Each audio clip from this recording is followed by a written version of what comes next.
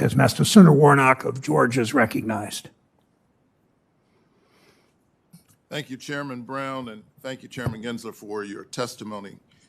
America's capital markets are some of the most robust and transparent markets in the world, but not everyone has equal access to them. In Georgia, people of color account for nearly half of the total Georgia population, while only about 23% of Georgia startups are minority-owned.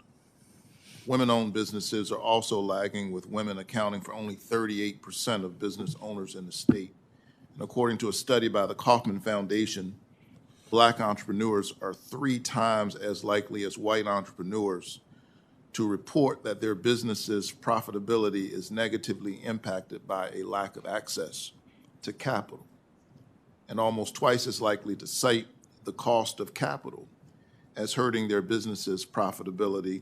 Needless to say, all of us have a stake in the ability of entrepreneurs to pursue the American dream, to create jobs. Chairman Gensler, what initiatives is the SEC leading right now to increase diversity within the venture capital industry? We have a number of tools in the toolkit, and this question came up earlier for Senator Menendez too. We had some recommendations from an investment advisory committee earlier this year, and I've asked staff to say, all right, now what can we do with regard to disclosure regimes in the investment management side? We have more clear disclosure regimes in the company side, the issuer side, than the investment management side, but there's something, it's in the weeds, Form ADV, that we're taking a look at more closely. What tools do we have to increase diversity? We're very much at the SEC of a disclosure-based regime, and disclosing to decision makers, investors, about those funds or the companies they invest with, and ensuring that that disclosure is what those investors want. So it's sort of like, it's got to come from investors. We stay in the chalk lines we talked about earlier, and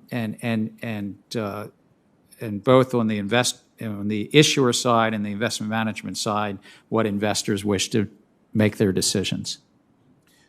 So the role you play in providing that kind of transparency and disclosure is I understand that.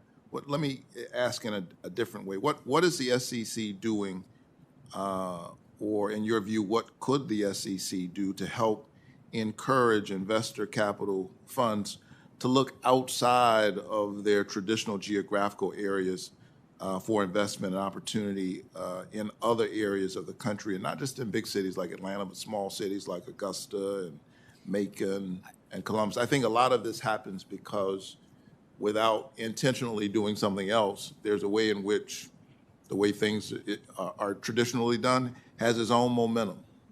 No, I couldn't agree with you more. And I think it might sound like back to basics, but fundamentally, it's the middle part of our mission, making sure that the markets are efficient and competitive. And even in the private fund space, we have some projects to promote competition in that space, so that the person raising money in Georgia or elsewhere of any background, ethnic, racial background, that the cost of them raising money is lower as well. For that small business entrepreneur raising money, that it's not just a friends and family round, but they can go to a venture capitalist, as you say, and raise money efficiently.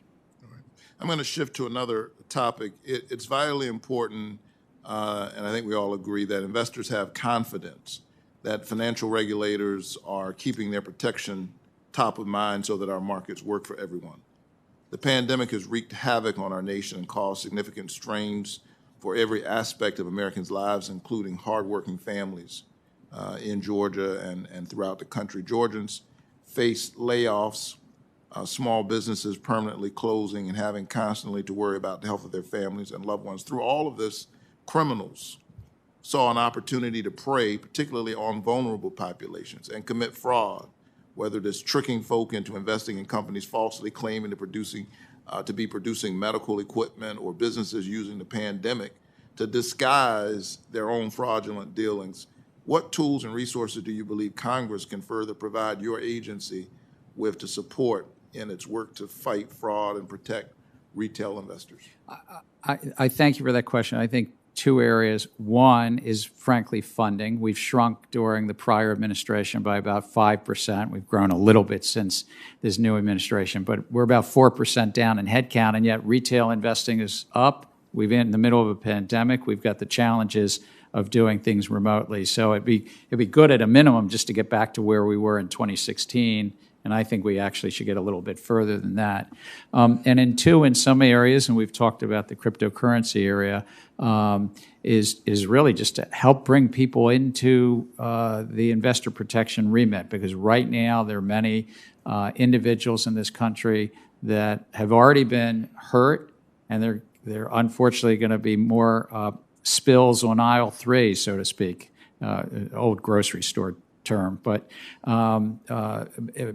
because this crypto area is trying to stay outside an investor protection perimeter. Thank you so much, Chairman. We certainly want to see job growth. We want to see the economy continue to thrive. And my first question, I guess, is about equity, and the other about integrity. We need both of these things in order for the market to perform for everybody. Thank you so much, sir. Thank you, Senator Warnock.